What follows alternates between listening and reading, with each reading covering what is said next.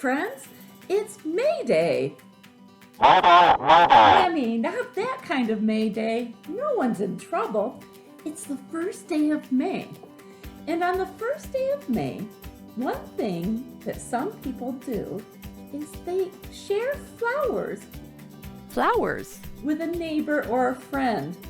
And today is a great day to make some flowers for a friend or a neighbor and maybe put it on their front porch or by their front door.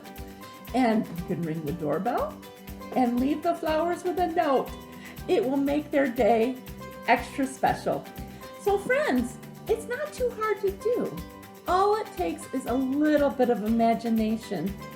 What you need are some things for the stem. Stem. Like maybe some straws. Straws. Or these skewers. If you use wooden skewers, you need to ask a grown-up for help. They're a little bit sharp. You can also use things like pencils or chopsticks for the stems. And then you also need something for the top part of the flower, for the petals. Petals. Now, I looked around and I found some straws and some tissue paper. Tissue paper. And I made flowers like this. So easy, I just used a little tape. Tape. I also made a little container to put them in. I just used a piece of paper. Paper.